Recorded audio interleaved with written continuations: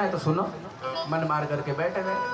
अब महाराज अंततो गत्वा दक्ष प्रजापति का अभिमान इतना ज्यादा बढ़ गया कि भोलेनाथ को श्राप दे दिया कि आज के बाद शंकर को किसी भी यज्ञ में भाग ना दिया जाए।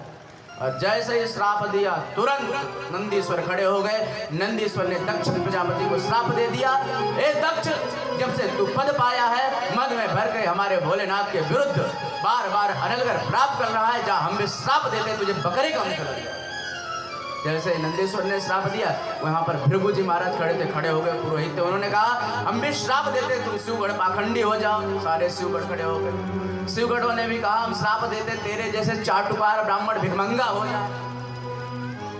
जो ब्राह्मण संसार में किसी भी व्यक्ति की चाटुकारता करता है, जो ब्राह्मण यजमान की हाँ में हाँ मिलाता है कि हाँ चलो ऐसे पूजा कर लेते हैं, दक्षिणा के लोभ में वो भिखमंगा हो जाता है। अपने शास्त्र के साथ किसी काल में समझौता नहीं करना चाहिए। सैद्धांतिक बातों का ही निरूपण ब्राह्मण को करना चाहिए, किसी की चाटुकारता नहीं करनी चाहिए। जो ब्राह्मण चाटुकारता करता है भिखमंगा हो जाता है। श्राप दे दिया। भोलेनाथ कहते भैया ये स्वागत समारोह चल रहा है कि श्राप समारोह चल रहा है। अपने गणों को शांत किया, भैया शांत हो जाओ, चलो हमारे कारण सब गड़बड़ हुआ, हम ही चले चलते यहाँ से। भोलेनाथ अपने गणों को शांत करवा करके हिमालय पहुंचे। अच्छा पहुंच गए तो माता सती को एक भी बार भोलेनाथ ने यह नहीं कहा कि तुम्हारे पिता ने हमारा अपमान किया है। आजकल के लोगों को कोई अपमान कर दे ससुराल में तो आएंगे तो पहले पत्नी को पीटेंगे। उस बेचारी की क्या गलती है, हो क्या बिगाड़ी है? भोलेनाथ का इतना घोर अपमान हुआ। सीखिए, जीवन जीना सीखिए। भोलेनाथ एक भी बार सती को आकर के नहीं कहा कि तुम्हारे पिता ने हमारा अपमान किया।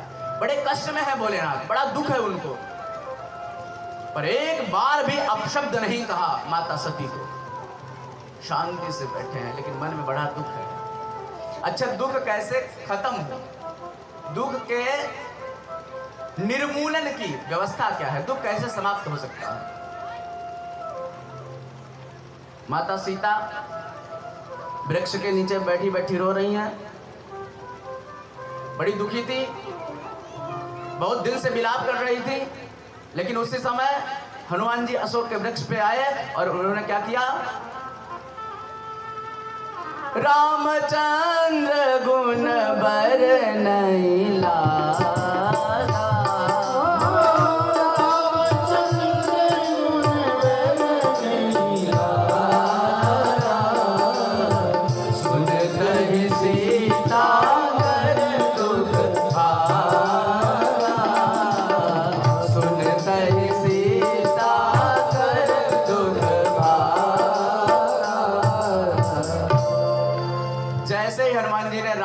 की कथा सुनाना प्रारंभ की, सुनता ही सीता कर दुख भागा, भाग गया महाराज, रुका ही नहीं। लेकिन सुनी कैसे? लागी सुनाई श्रवण मन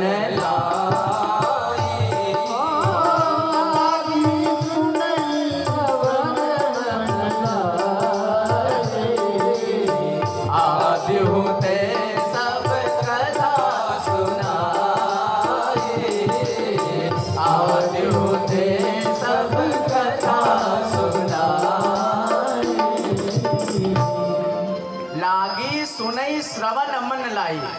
माता सीता ने कथा सुना तो उनका दुख भाग गया, लेकिन सुनी कैसे?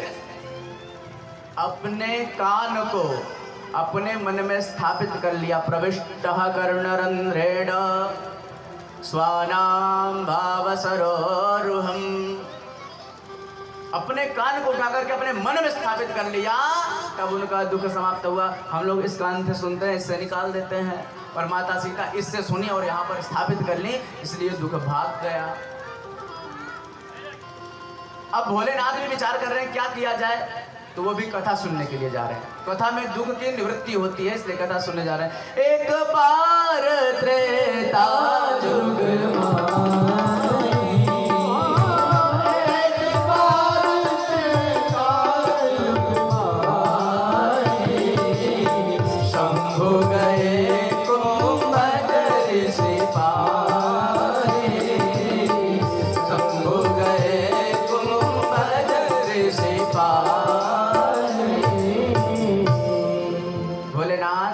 कथा सुनने जा रहे हैं। किसके पास? कुंभज ऋषि पाई, कुंभज ऋषि के पास। अब कैसे जा रहे हैं? संग सती जग जननी भवानी, संग सती जग जननी भवानी, पूजे ऋषि अखिलेश्वर जानी, पूजे ऋषि अखिलेश्वर जानी।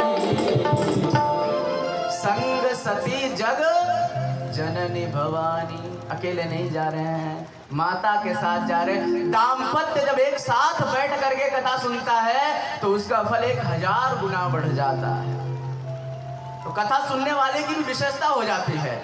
कथा सुनने के लिए जा रही हैं तो गोस्वामी जी लिख रहे हैं, कौन जा रहा है? संग सती जग जननी भवानी। सारे जगत की माता जगदम्बा जा रही है, पहुंची कथा सुनने।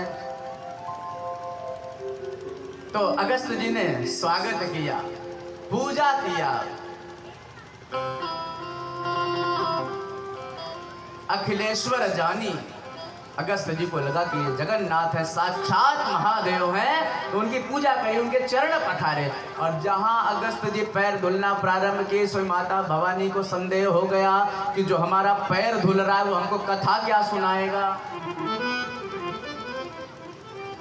और इनको संदेह हो गया तो पूरी कथा अगस्त जी ने सुना दी भोले शंकर को, पर माता सती की समझ में कुछ नहीं आया।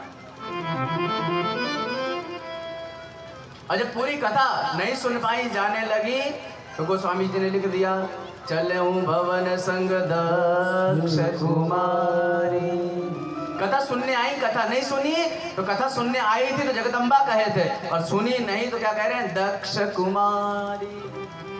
अब अभिमान की पुत्री जा रही है, क्योंकि कथा सुनी नहीं, समझ में आया नहीं भगवान के बारे में। और उसी समय भगवान राम लीला कर रहे थे, जंगल में माता सीता को खोज रहे थे। हे खगमृग हे मधुकर से,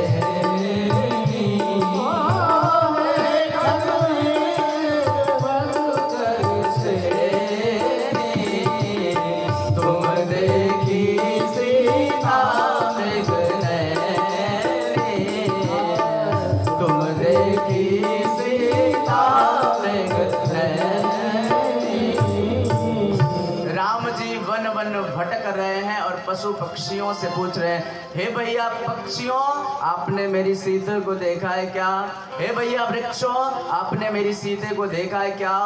और जब ऐसा विलाप करते हुए राम जी को भोलेनाथ ने देखा, भोलेनाथ ने कहा, जय सच्चिदानंद जग पावन, अस कही चलो मनोजन सावन। हे सच्चिदानंद भगवान, मैं आपको बारंबार प्रणाम करता हूँ। और जब भोलेनाथ ने राम जी को प्रणाम किया तो फिर माता सती को संदेह हुआ, शंकर जगत वंद्य जगदीशा,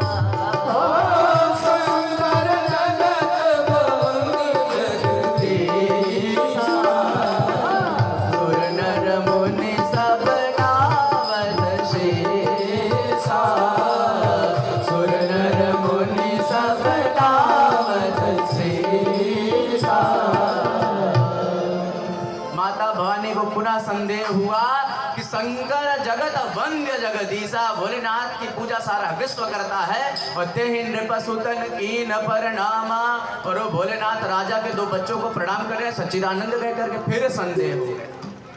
तो भोलेनाथ से पूछा कि महाराज, आप तो सारे जगत वंद्य हैं, सारे दुनिया के लोग आपकी पूजा करते हैं, फिर आपने 2 राजकुमारों को प्रणाम क्यों किया? तो भोलेनाथ ने कहा, देवी जासु कथा कुंभज ऋषि गाई, जिसकी कथा सुन करके आ रहे हो ना, ये वही भगवान है। अब जब कथवा सुनी हो तब ना पता चले कि वही भगवान है, कथवा ही नहीं सुनी हो। अब उनके मन में संदेह है। भोलेनाथ खूब समझाते हैं, खूब समझाते हैं, पर समझ में कुछ नहीं आ रहा। पहले तो महाराज पुरुषार्थ पूर्ण रूप से करना चाहिए, पूरी शक्ति के साथ पुरुषार्थ करना चाहिए। और जब पुरुषार्थ करने में असफल हो जाइए तो भगवान पर छोड़ दीजिए। वही है सोई जो राम रचिरा, वही है सोई जो राम रचिरा,